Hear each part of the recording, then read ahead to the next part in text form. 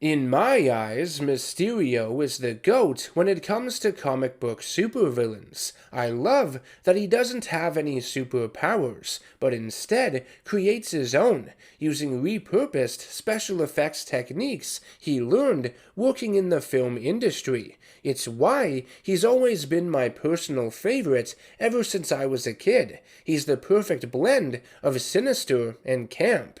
Let's spend some more time today looking at another fun storyline featuring him that's been on my list of suggestions for years. It's called Mysterioso, and it was a standalone story that was part of a much larger, interconnected Spider-Man event branded the Gauntlet, which depicted Spider-Man going up against many of his oldest and most iconic foes, one after the other, in brutal fashion. I've reviewed one of these encounters before, the one Spider-Man had with the Lizard, the self-contained story entitled Shed that had Kurt Connors eat his son Billy. Who could forget?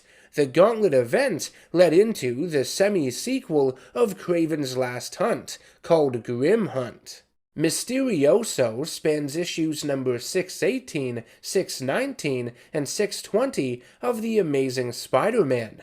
Leading into it, Mr. Negative had begun taking over the criminal underworld of New York, waging war against the Carnelli and Manfredi families within the Maggia.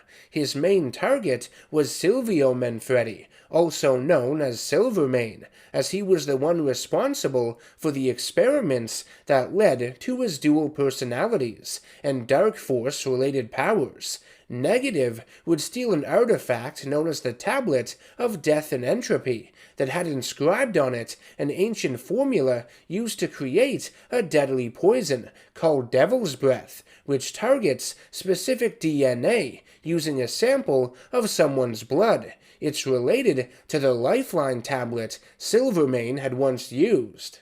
Mr. Negative would capture Bruno Carnelli and have his inner demons extract blood from him to encode a batch of Devil's Breath to the entire Maggia. The bioweapon causes the skin of its victims to dry up and wither away. It's grody. Threatening to kill a Maggia child, a young girl named Katie, Negative forces Spider-Man to trade his blood for her life, which he does. After saving her and a bunch of other Maggia kids at the circus, Spider-Man is told that the Maggia is forever indebted to him for protecting their children, their future. They will always consider him family. Yuck. I think Spidey needs a shower. At the start of Mysterioso, we see that the Maggia is falling apart at the seams due to their violent war with the inner demons, imbued with Mr. Negative's dark energy that allows them to regenerate from injuries. Spider-Man tries his best to suppress the casualties of the gang war, saving even the bloodthirstiest of Maggia goons, which he's called a menace for by the public. What else is new? Hammerhead, seemingly loyal to his boss Silvermane, would turn his back on the Maggia the second Silvio is taken out by a scrap metal compactor. He joins up with Mr. Negative, and at the soup kitchen feast, during one of their meetings, Aunt May, who volunteers there, walks in on Martin Lee, who had just finished murdering one of his lackeys for failing him. He tells her it's all just an act for a Chinese New Year performance. The man is fine. He gets up from his injuries, but May doesn't believe it. To ensure his secret remains hidden, Lee is forced to corrupt her mind. This causes her to later snap at Peter when he's with her boyfriend, Jay Jameson, the father of Jonah Jameson. Jay suggests they go somewhere nice for dinner, and May calls Peter a big damn disappointment. Unable to hold a steady job and constantly leeching off the two of them for money, Peter says the wound it left in his heart felt 100 times worse than a punch from the Hulk. He starts questioning what he's doing with his life. Following the death of Silvermane and other top Maggia members, the inexperienced Bruno Canelli would take over operations. His terrible leadership and business skills would do even more damage to the families. Carmine Kennelly would have enough and present a group of men to Bruno, high-ranking members of the Maggia who were believed to have died by gunfire, being poisoned at dinner, blown up in car explosions, burned to a crisp in fires. You get the picture. They claim to have survived after staging their deaths with props and contraptions. The final man to walk into the room is none other than Silvermane himself. This causes Bruno to stop stuffing his face and grovel at Silvermane's feet. Carmine speaks of someone behind the scenes helping the Maggia with their disappearing acts, and that with his help they will bring the Maggia back to its former glory. This man is of course Quentin Beck, Mysterio, thought to have died in a memorable battle with Daredevil years prior. I covered it in my review of Guardian Devil. As great as that story is, my favorite using Mysterio, and as undeniable as his death seemed in that story, the great thing about Mysterio is that you can have him die as many times as you want. He's the master of illusions, the king when it comes to deception. Everything is never what it seems with him. He always keeps you guessing. Silvermane reclaims his title as Dawn of the Maggia, and he and his men, the ones who should be dead, would shoot up some inner demons at a meatpacking plant. Hammerhead is there, and Silvermane spits venom at him for double-crossing his family. Hammerhead had sworn loyalty to Mr. Negative, because previously his doctors had been able to transplant his brain into a new adamantium body, after his old one became too damaged. With the inner demons yelling at him and Silvermane calling him a sellout, he chooses to crash through a nearby wall and run away. I love the joke here about Spidey's common sense tingling. Honestly, you feel a bit bad for Hammerhead, but just a bit. When Hammerhead returns to Mr. Negative, we learn that an obedience chip was placed inside his skull that can deliver a powerful electric shock at the press of a button if he steps out of line. Mr. Negative opens up a safe and grabs the container housing the sample of Spider-Man's blood. He intends to make another batch of Devil's Breath with it. The police and Spider-Man arrive at the meatpacking plant to end the senseless violence. Spider-Man goes after Silvermane and punches him square in the face, making a joke about how all of these armored villains leave their chins exposed. I know, right? Silvermane says if they can't kill Negative's freaks, then they'll just have to cripple them, shooting at and creating fires that destroy their feet, so the only way they'll be able to leave is in a squad car. We see that Silvermane's dialogue is being delivered remotely by Carmine Kennelly at an undisclosed location. Mysterio is hooked up to some wireless device attached to his back, hands, and feet, allowing him to control Silvermane, a robot duplicate of him implemented to help increase the Maggia's morale. I love how he's still surrounded by smoke, despite his motions probably looking awkward as hell. I also like the floating eyeball monitors showing him every angle of the action. Spider-Man is thrown up onto a catwalk where he punches a Maggia foot soldier off of it to his death. Silvermane and his goons flee the scene in a hurry.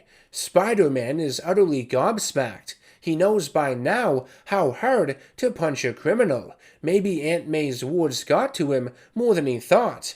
Pursuing Silvermane, he reaches an alleyway as he's being watched by Mysterio and Carmine via cameras. In the alley, old-school Spider-Man adversary the Big Man appears, and has his men open fire on him.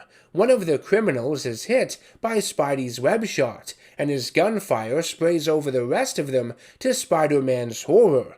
Spidey removes the mask of the Big Man to not reveal the identity of the original, Frederick Foswell, dead since the 1960s comics, but Captain George Stacy, another Spider-Man supporting character, no longer with us, having died in a classic story published in 1970.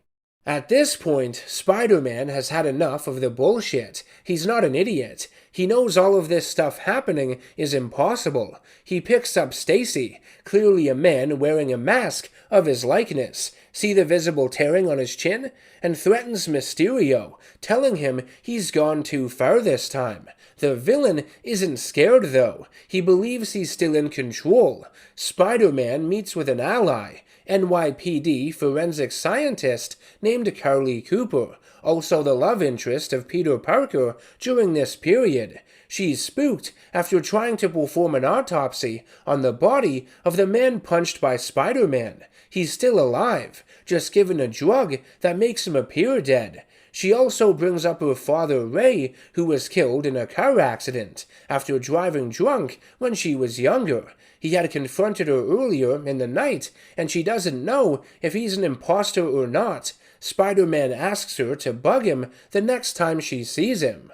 Silvermane meets with the rest of the Maggia crime families and tells them to stash all of their money in one central location to lure Mr. Negative out. Carmine knows this wasn't part of the plan and goes to spill the beans that Silvermane is actually Mysterio, but Mysterio grabs him around the neck and snaps it in front of the other men. He says gotcha, and that Carmine is okay. It's another fake death, but follows it up with, I'm only kidding, he really is dead. I like the twisted humor Mysterio displays in this story. He's having a blast fucking with everyone. All of the Maggia's cash is moved to an old Empyrean opera house, a fitting location for Mysterio to hold up. His plan is to wipe out the Maggia, pin it on Mr. Negative, and leave with all the money. He has rigged the mobsters for fake deaths, but plans to kill them all for real anyways. I like how he implies he isn't even Quentin Beck, trying to misdirect even the reader. Carly meets up with her dad at a restaurant. She can't believe he was crooked all these years, aiding Mysterio in faking the deaths of key members of the Maggia. For doing it though, he's about to get a cut of the money and intends to use it to provide a better life for him and his daughter. Carly, reluctantly, hugs him and uses the opportunity to plant the Spidey tracer in his coat pocket. Ray, obviously not an imposter, then meets with Mysterio and doesn't trust him with the bag of money, believing it to be another one of his tricks, which the villain denies. An alarm goes off, alerting them that Spider-Man has arrived. It's funny that Mysterio is completely oblivious to the fact that Ray led Spider-Man right there. What a dumb Dugan. Spider-Man fights a bunch of Maggia thugs in the theater. Mysterio has had them all equipped with squibs, so when they are attacked by Spider-Man, they explode with fake blood. Spidey's grossed out by it. It makes what he has to do to them more gruesome and off-putting, but the childish mind games aren't working on him.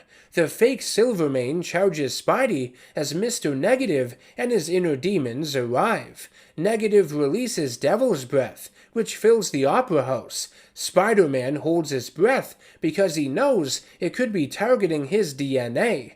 As Mysterio controls the Silvermane robot, he checks with his men to make sure all of the money was switched out with counterfeit bills. He also asks them to change his green smoke bombs for the red ones. Ever the director, ever the multitasker. Mr. Negative would slash at Silvermane and kill him. Mysterio has way too much fun hamming up the death scene for his audience. He thinks it's so good that he should get some sort of villain award for it. Amazing.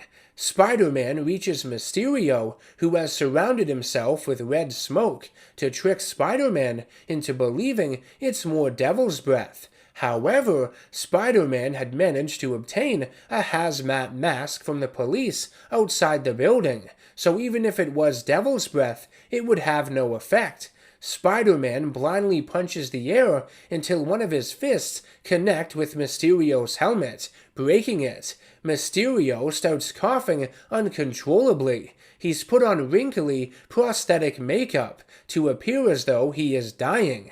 He claims to be Spider-Man's cousin, which is why the gas is affecting him, and it causes Spidey to hesitate long enough for Beck to deliver a cheap shot and run away, still saying there should be villain awards for stuff like this.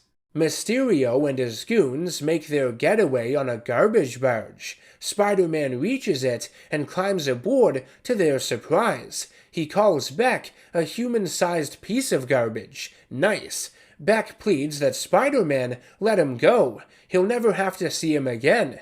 He'll go live on a remote island and drink out of coconuts. But Spider-Man won't fall for it. He knows Beck gets his true thrill from planning and pulling off elaborate stunts like these. He's never going to stop. He's never going to change. Beck unveils a missile launcher and shoots it at the shore, hoping to kill all of the police that have compiled there. Spidey redirects the rocket with his web back at the boat and blows it up, with Mysterio presumed dead yet again.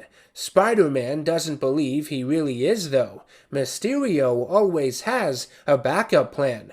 The story ends with Beck alive, sipping a martini in front of a billboard ad for a tropical vacation. He's approached by the deceased Jean DeWolf, who reveals herself to be the chameleon in disguise. He has some friends Beck would want to meet.